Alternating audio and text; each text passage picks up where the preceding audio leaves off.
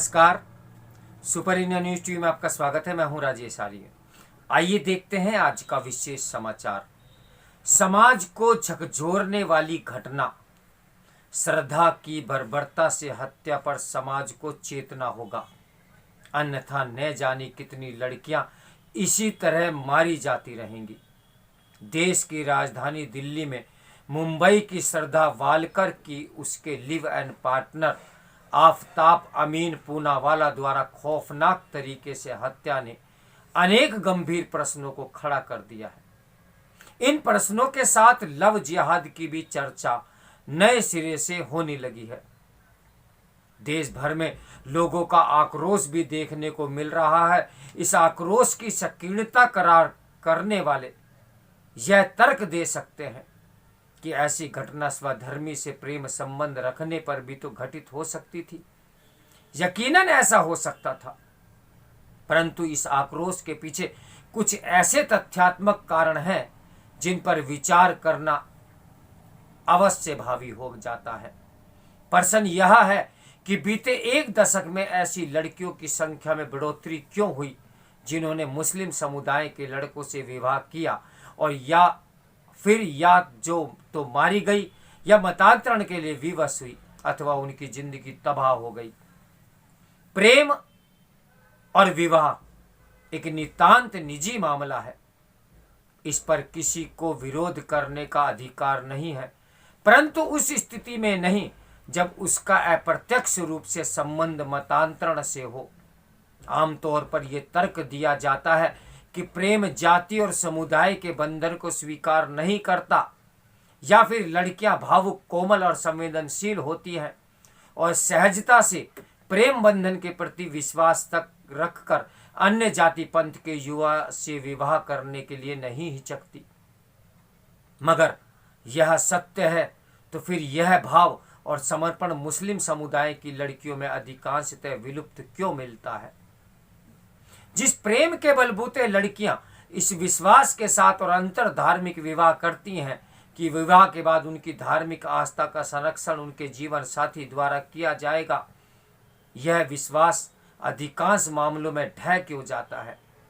यह किसी से भी छिपा नहीं कि देश के तमाम थानों में विवाह के बाद मतांतरण के लिए दबाव के मामले दर्ज हैं। हाल में उच्चतम न्यायालय ने मतांतरण को लेकर चिंता जताते हुए कहा कि जबरन या छल कपट से मतांतरण रोकने के लिए केंद्र सरकार को प्रयास करने चाहिए। जबरन मतांतरण से कहीं अधिक घातक भावनात्मक दबाव बनाकर मतांतरण कराना है। अमूमन देखने में आता है कि सनातन संस्कृति से संबंध रखने वाली लड़की जब अपने समुदाय संस्कृति से जुड़े लड़के से विवाह करती है तो उसके अपने रक्त संबंधी उससे रिश्ता तोड़ देते हैं। इससे पति और ससुराल पक्ष के लिए उस पर उनकी इच्छानुसार जीवन पद्धति अपनाने का दबाव बनाना आसान हो जाता है। आखिर अंतर धार्मिक विवाह को उन्नायक बहुसंख्यक समाज की लड़कियां ही क्यों बनती है? इसके पीछे जो कारण दृष्टिगोचर होता है वह स्पष्टता सामाजिक और सांस्कृतिक विश्वास की जड़ खोखली होती जड़ों की ओर इशारा कर रहा है। आधुनिक सोच के नाम पर सनातन संस्कृति की आस्था, विश्वास और मूल्य न केवल पिछड़ेपन का प्रतीक समझे जाने लगे हैं, बल्कि अभिजात वर्ग की पहचान भी। नतीजन मध्य वर्गीय भारतीय परिवार इन परिपाटी को अपनाकर स्वयं को अभिजात वर्ग की श्रेणी में सम्मिलित करने को आतुर दिखाई दे रहे हैं और अंतर्गोत्रता एक ऐसी पीढ़ी का निर्माण कर रहे हैं जो दिग्भ्रमित है और जिसके लिए प्रेम देह आकर्षण से अधिक कुछ भी नहीं। इस तथ्य को नकारा नहीं जा सकता कि पंथ विशेष का विशेषताएं सिर्फ आस्था का मामला नहीं है, अपितु वे जीवन पथ प्रदर्शक भी है, जिसका अभाव उचित अनुचित के बीच भेद करने के विवेक को क्षीण करता है। यह प्रश्न यह है कि जब एक सामान्य बिंदु पर बनी विचारधारा को परिवर्तित करना किसी व्यक्ति विशेष के लिए सहज नहीं होता, तो यकायक कोई व्यक्ति उन विश्वासों और मान्यताओं को जिनकी नींव जन्मते ही पड़ गई हो को त्याग कर दूसरे पंथ की मान्यताओं को स्वीकार कर उसमें आस्था करने लगे, तो ये सहज कैसे हो सकता है? क्या dating app, social network sites यह तमाम छल आधारों से उपजा प्रेम इतना शक्तिशाली हो जाता है कि किसी भी मान्यताओं और आस्थाओं को जादुई छड़ी घुमाकर बदल दे। यकीनन नहीं, तो फिर ये जादुई छड़ी कौन सी है?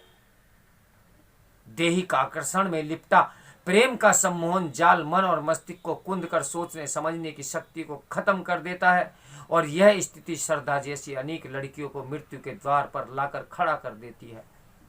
अगर किसी को यह तर्क संकीर्ण विचारधारा का द्योतक प्रतीक होता है तो 2014 में इलाहाबाद उच्च न्यायालय की उस टिप्पणी पर गौर करना जरूरी हो जाता है, जहां न्यायालय ने नूर जहां प्रकरण में कहा था कि जिस मजहब की जानकारी नहीं उसे आखिर स्वीकार कैसे किया जा सकता है।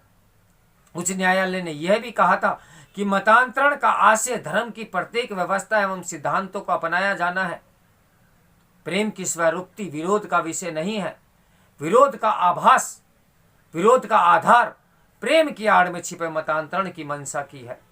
उल्लेखनीय है कि 2000 में इलाहाबाद उच्च न्यायालय ने ही अपने एक आदेश में कहा था कि गैर मुस्लिम का इस्लाम में विश्वास के बिना शादी के उद्देश्य के लिए मतांतरण करना निरर्थक है, जबकि कुरान में इंगित है कि आस्था नहीं रखने वाली महिला से तब तक शादी न करो जब तक वह आस्था नहीं रख ले।